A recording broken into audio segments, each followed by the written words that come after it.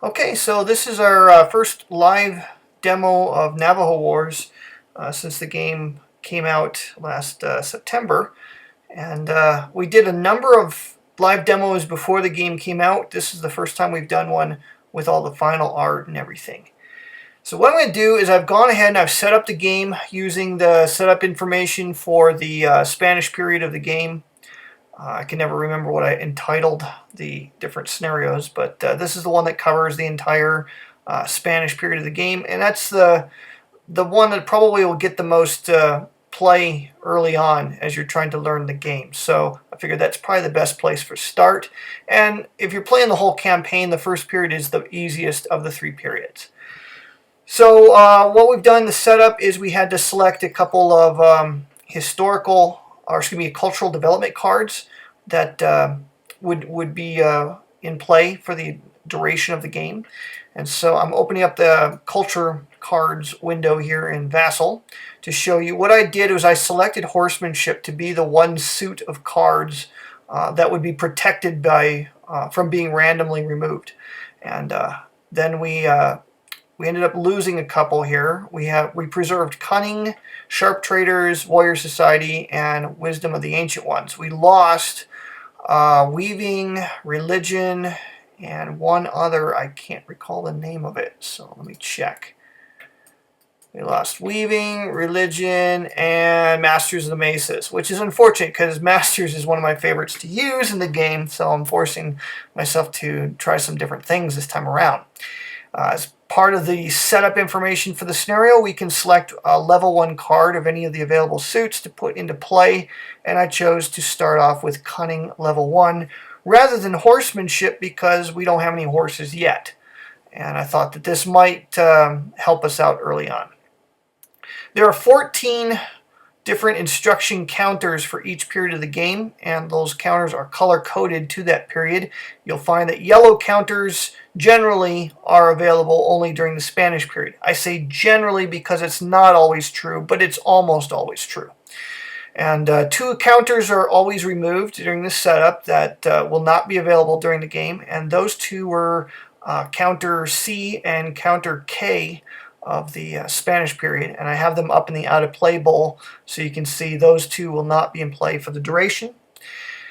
And the raid pool should be all set for us, I think. Yep, it should be all set.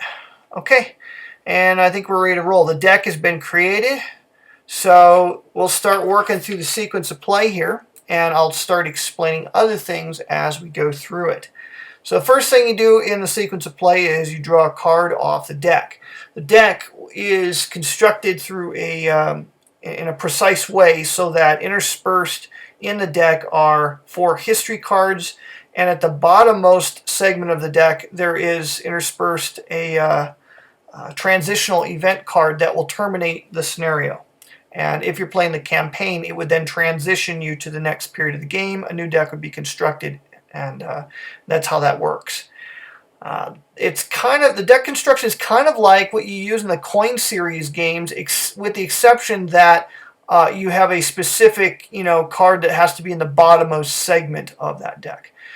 As a general rule, every 9 cards is a segment where there could be a history card. So we'll go ahead and pull our top card here and flip it over, and it is an operations card.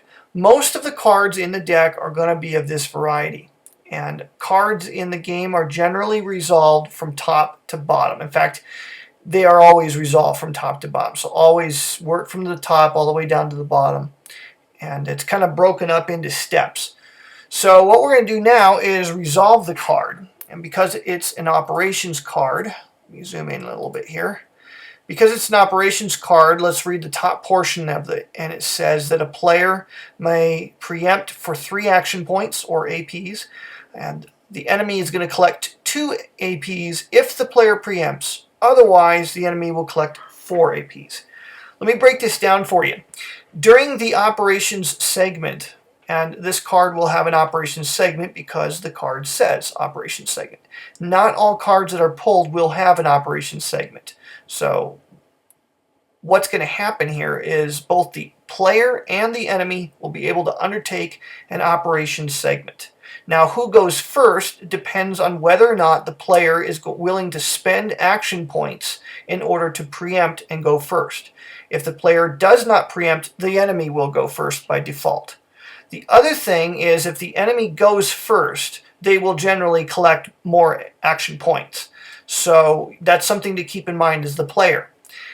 What we're going to go ahead and do here is let the enemy collect 4 action points and go first. So we have 3 action points to spend, but I'd prefer not to spend them just yet. So let's go ahead and let them collect 4 APs.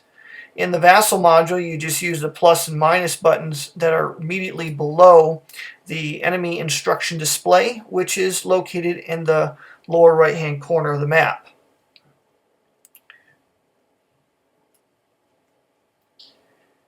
Okay, so what I'm going to do now is explain the enemy instruction display. This is really the brains of the AI in the game. What the enemy is going to do is it's going to use the action points it's accumulated to execute the topmost instruction in the active column of the enemy instruction display. Counters in the standby column are ignored for now, but they can and will enter play at various random times. Something else you need to be aware of is the instruction counters have an alternate instruction on the reverse side. So we'll show you what that's all about in just a moment, but be aware that the instruction that you see on the front is almost always going to be something different on the back with a different AP cost. And so even though you can see what the topmost instruction is, there's no guarantee that when the enemy goes to undertake its instructions, it's actually going to do what you think they're going to do. It's likely they will do what you think they're going to do, but it's not a guaranteed thing. All right, well, the enemy instruction display is going to, like I said, drive the enemy AI. Let me go ahead now and explain how an enemy operations segment works. And if you have your rule book, it's actually found on page 8 of the rule book. There's a step-by-step procedure you're going to work through. I worked on the living rules today and submitted them to Mark, and we should have updated living rules here real soon with a little bit more expanded sequence of play on the back page. But for now, this is on pages 8 and 9 of the rule book. And the first thing we do in enemy operations segment is we check to see if there's any special enemy instruction conditions that are applicable. These conditions come up whenever there's a peace instruction or a defend instruction in play. Because we just started the game, none of those are in play, so we can go ahead and skip that. But if you look at the bottommost counter in the standby column, you'll see that there is a peace counter down there. And when one of those is executed, that would then, on a future enemy operations segment, cause you to follow some specific instructions there when you're resolving step 1 of the enemy operations segment. So we can go ahead and skip step 1. None of those instructions, those special conditions apply. We go to step 2. We collect the enemy APs. I kind of did that out of step, but we went ahead and did that. How they collect APs is this. You look at the card. The top of the card says if the player preempts, they're going to collect 2 APs, but otherwise they'll collect 4. All right, well, we collected 4 APs, and I kind of jumped the gun on you a little bit there because I have a habit of kind of moving too fast. This can be modified. The amount of action points that are collected is modified by the number of red cubes in the subjugation of New Mexico box. Presently, there are none in there, so that's not going to affect anything. It's also modified by -1 for each cube that's been pulled and is located in the raided cubes box. So the more you raid the enemy, the slower the enemy will be to execute instructions. Eventually, cubes from the raided cubes box will go into recovery. Cubes in the recovery do not impact the amount of action points gained by the enemy. Since it's the beginning of the game, there's no modifiers to this, so they're going to collect 4 action points. We go to step 3, and that's where we flip random instructions. What you do is you roll 2 dice. So I click this twice, and we roll a 1 and a 4. You'll see that on the enemy instruction display, there are a series of die roll symbols, starting with 1 at the top and ending with 6 on the bottom. What you do is you look at the counter in the active column that is right next to the die roll that you rolled. So we rolled a 1 and a 4. that means that the counters here on the 1 space and the 4 space will flip over. Now there's one exception to this, and that is, you'll notice that there's a couple counters that have a red stripe on the bottom. Those counters never flip over unless you're told to do so by an event. There's a certain event that's going to cause all of those to flip over, and that's when the Spaniards will subjugate New Mexico. When that happens, when they put down the Pueblo Revolt and really kind of solidify their hold on New Mexico colony, all those red stripe boys flip over and they will never go back. They will always be what they are on the other side. The other side of the counter, if you want to take a quick peekaboo, is kind of nasty. They are very large hostile raids. So the larger the AP cost on the raid, the more powerful it is. And all three of those are pretty powerful. Alright, so in this case we roll a 1 and a 4. The 1 will be ignored because it's got a red stripe, but the 4 will flip over from raid to show its expand instruction instead. Something else that can happen is if you roll doubles. If I rolled 2 1s, then what happens, instead of flipping instructions, then you look at the counter in the standby and in the active column next to the die roll symbol that you rolled, and they swap places. So if I'd rolled snake eyes, these two counters would swap places. We didn't roll doubles, so we'll go ahead and put things back as they were. But that's where the randomness can come into the enemy instruction display and cause the enemy to do some unpredictable things. Alright, now once we've done that, we go ahead and execute the enemy instructions. Again, we always execute the topmost instruction in the active column. What you do here is we look at the top one, it says subjugate, so that's the instruction we're going to execute, and it has an AP cost of 1, so we'll spend 1 AP. And to resolve this instruction, the subjugate instruction causes you to draw 1 cube out of the raid pool bag, and if it's a red cube, it goes into the subjugation of New Mexico box. If it's any other color, it goes into the recovery box. So we go ahead and pull one out, and of course it's a red one, which is not good for us. If you don't like one of your raid pulls out of this rated cubes box, if you don't like what you pulled out, you can always spend trade goods that you've accumulated for a redraw. Or if you roll a die and you don't like the die roll that you made during one of your player operation segments, you can actually re-roll the dice by spending 3 of your trade goods counters. Presently, we don't have any of those, so we'll have to just live with the fact that the Spaniards are quickly subjugating New Mexico. Once the instruction has been fulfilled, it slides to the right into the active column space immediately adjacent to it. And then what we do is we look back and see how many APs we have available for the enemy, and if they have enough to execute the next topmost instruction in the active column, they will do so. And they do. They have 3 APs, and the next instruction costs 2, so they will go ahead and spend 2 to execute the subjugate counter below that. Alright, so now this subjugate counter is a little bit different than the last one. Last one had an AP cost of 1. This one has an AP cost of 2. I should have said this earlier. I think I said it wrong, but what you do is you pull a number of cubes from the raid pool bag equal to the AP cost of that instruction. So that's how a subjugate instruction works. The top one was very easy because it had an AP cost of 1, so we just pulled 1 cube. This time we have an AP cost of 2, so we're going to have to pull 2 cubes. We pull a green and a red. Good night. Alright, there's only 3 red cubes in the rated cubes bag, and the rest of them, there's going to be 3 brown, 3 white, 2 yellow, and 1 green. Now pulling that green one out there, that was good, but pulling those red ones out, that's very, very bad. Because now the next time the enemy gets an operation segment, they're going to add 2. They're going to get 2 more action points to work with than what they had before. So that was unfortunate. We slide the instruction over to the right.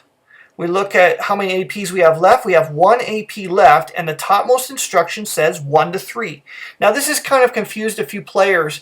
When you see a 1 to 3 or a 1 to 6 or 2 to 6, what that means is you spend them as much as you possibly can to execute that instruction. So what we're going to do here is we're going to spend just 1 AP to execute that third instruction.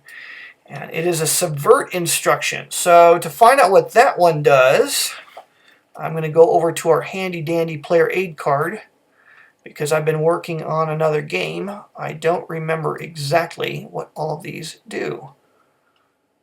Alrighty, so this was a 1 to 3 subvert.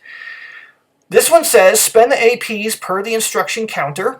We did that. If there are less than 3 cubes in the subjugation of New Mexico box, conduct a subjugate instruction instead. So we only spent 1 AP, so we're going to treat this instruction as though it said subjugate, and we're going to pull 1 cube because we only spent 1 AP. And thankfully it is not a red one, so it goes into the recovery box. So that was about as ambitious of an opening turn as you're going to find for the enemy in this game. Now we, the player, get to do something.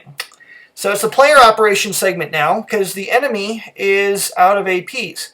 But let's wrap up the enemy action segment by resetting the enemy instruction display.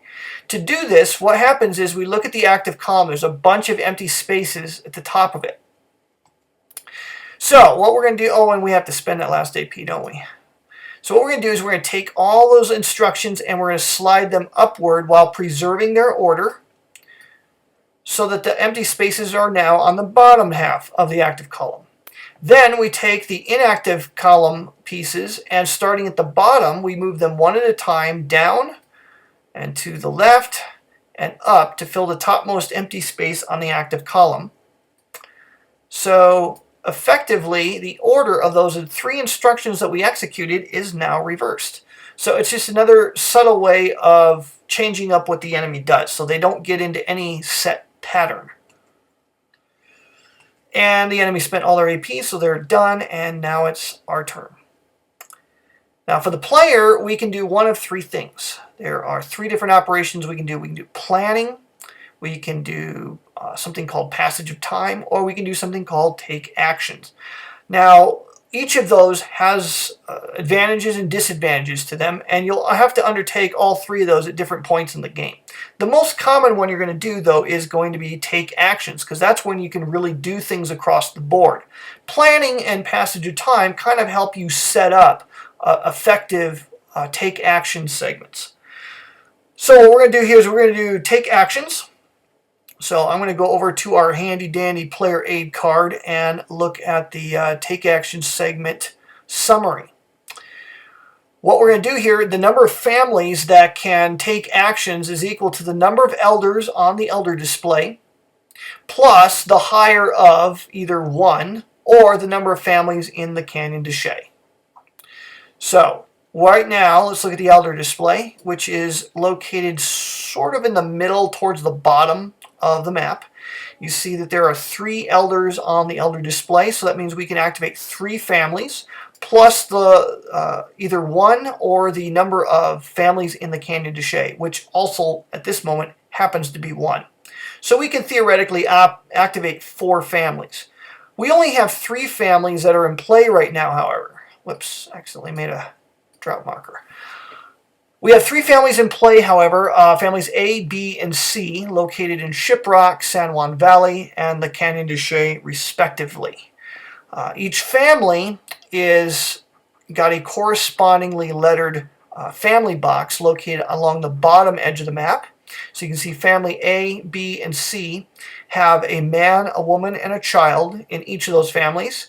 There are no horses in each of those families, however, at this time. So that's what we have to work with here. So let's go ahead and look at family A, and we'll start with that one.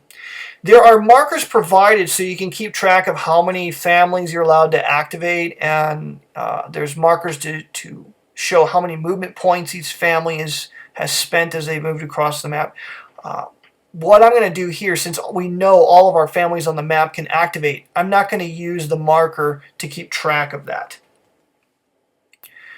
Alright, so family A is going to go ahead and activate. Now when you activate a family, you collect movement points for that family, and then you're going to spend those movement points to take different actions across the map. Each family has movement point allowance of 6 minus 1 for each empty population space on its family box. So if you have a family that doesn't have a man, a woman, and a child, you're going to have fewer movement points to work with. So if you had, for example, if you had a family that only had a man in it, you would only have 4 movement points to work with. Since all of our families have full family boxes, we're going to go ahead and get 6 movement points for each of them.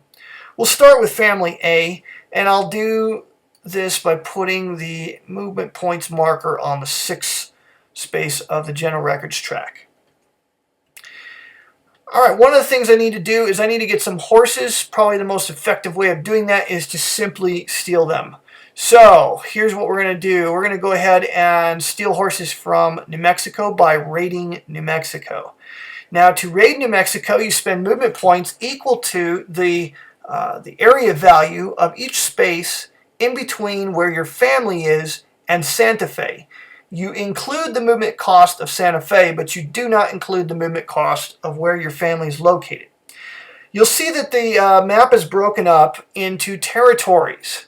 So let me zoom out here for the video people. You'll see that the map is divided up into territories, and those territories each have a name. You have San Juan Valley, Shiprock, Zuni Mountains, Hopi Land, Black Mesa, Monument Valley, and the Canyon de Chelly. Total of 7 territories. Each territory has a number of areas in it that are depicted by 3-dimensional stone drawings. So you see that each area also, the stone colors fit the territory. They match the territory. So Shiprock's territory has a bunch of turquoise stones. San Juan Valley has kind of more of a brown, tan-colored. Zuni Mountains are green, Hopi Land yellow, and so forth. You'll also notice that the Canyon de Chelly only has 3 stones in only 3 areas. Each territory also has a die roll symbol associated with it that's going to be used for a number of random events and random effects. Each territory also has an arability, which is the ability to feed your population. And the arability is going to be degraded by the number of drought counters that will be placed into it. Each territory will be able to feed 3 people, minus 1 for each of the drought counters that can be placed in there. And you'll see that 6 of the territories have 2 spaces that can accommodate a drought counter. So, for example, Shiprock, you'll see I put a drought counter in those 2 spaces. If I were to do that, then Shiprock could only feed 1 person. Now, Canyon de Chelly is special. It does not suffer from drought, so it'll always be able to feed 3 people, but that's kind of a dangerous place to stack families because eventually you could get cornered there. It's a refuge, it's a safe haven, but it can also be a death trap. All right, I said all that to also, oh, and one other thing, each area depicted by stones has an area value. Some of them have 2 values, one of them in parentheses. You always use the unparenthesized value unless you're told specifically to do otherwise. Generally speaking, the parenthesized value is used for families that have a horse, but only when undertaking certain activities. In this case, we're doing a raid. We don't have horses, so it's going to cost 2 movement points to raid Santa Fe. So we'll spend 2 movement points. And you'll notice that the family counter does not move. So family A will stay right where it's at. It's not going to move at all. We just spent 1 movement point for the stone located here and another movement point for Santa Fe itself. But the family counter actually stays put there. And to resolve the raid, we simply draw a cube out of the raided cubes box, and then we consult the raid table on the player aid card. All right, well, we pull a yellow cube out, which is good, actually, because the yellow cube means that we have captured slaves. So we'll go ahead and leave that yellow cube in here, and we'll put a child counter into the passage of time box, which is located immediately below the elder display. It's called the passage of time box because during a passage of time operation, pieces that are located there will be able to enter play. So when we do a passage of time operation now, we'll be able to add a new child to our families. So that's all very good. So we had a drifting counter there. Okay, so we spent 2 movement points. We got 2 more left. Let's go ahead and raid again. So I really would like to find horses. So spend 2 more movement points. And we pull out a brown cube, which is perfect. That's a horse. That's what we were fishing for. So we'll put a horse counter here in the resources box. And what we can do is that we can immediately, at any point in the game, you can take counters out of that resource box and add it to a family. If you have horses in there, for example, you can go ahead and stick it in a family at any point and then begin to gain the benefits of that. And I think we'll go ahead and do that at this time. We'll go ahead and put that with family A. And now we have 2 movement points left. We're going to go ahead and use movement points to move to an adjacent area. Now to do this, we spend movement points equal to the area value of the area that we're moving into. So I want to move into here, get a little bit further from Santa Fe. Now when I do that, if I didn't have horses in my family's box, I would have to spend 3 movement points and I would be unable to move there. But because I put a horse in there, I can use the parenthesized value, and that allows me to move in there for only 1 movement point. So we've got 1 movement point left. I could use it to move into here, but that doesn't really help me. Like I don't think that's a very good place. So I'm going to go ahead and stay here in Shiprock and stop for now. Okay, family B is got 6 movement points. What we're going to do with him, though, is we're going to go ahead and plant corn with him.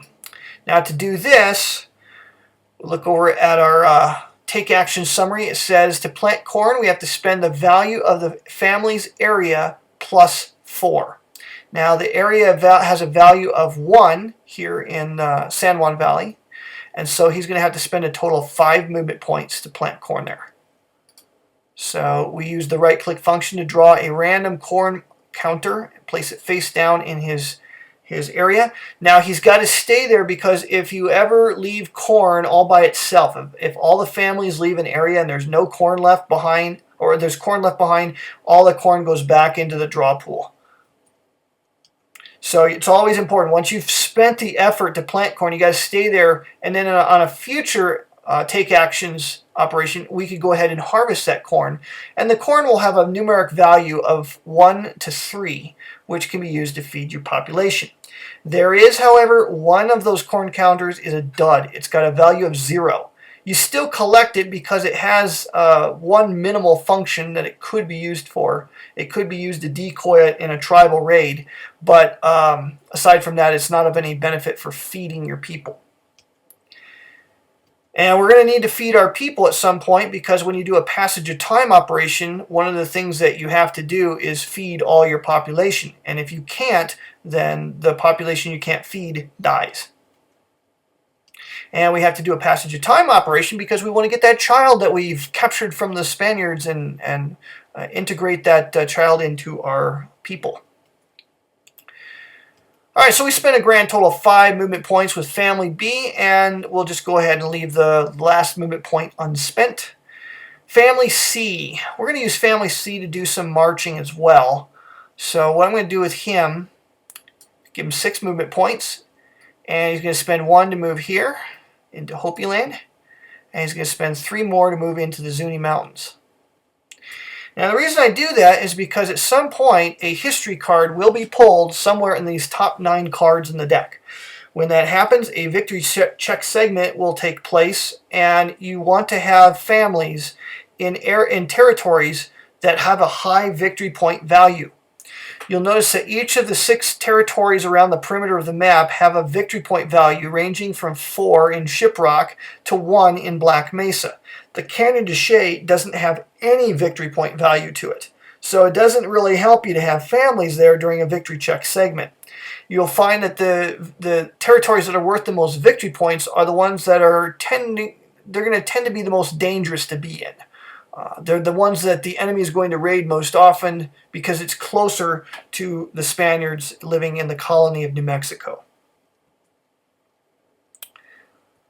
Alright, so that's going to conclude our Take Actions segment. So now what we'll do is we look at the card we pulled and we do the next thing on it.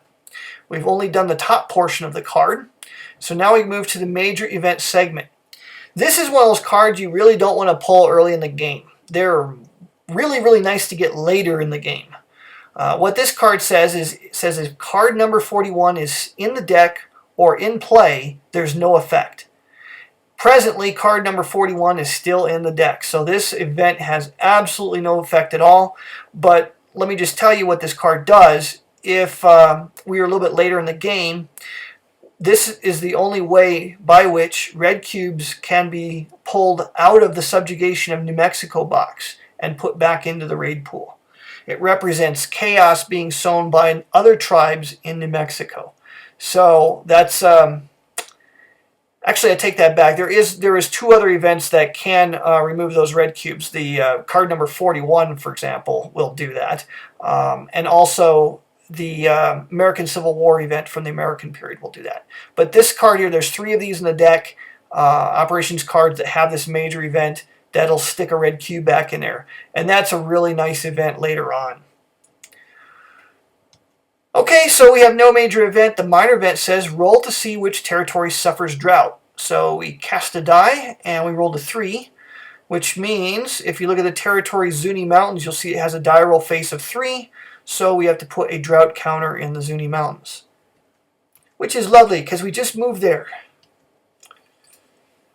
Okay, and now we can go ahead and discard. A couple things that you check in the discard phase is you check to see if there's any families that don't have a man in it. You adjust the ferocity value of that family, which I'll talk about a little bit later.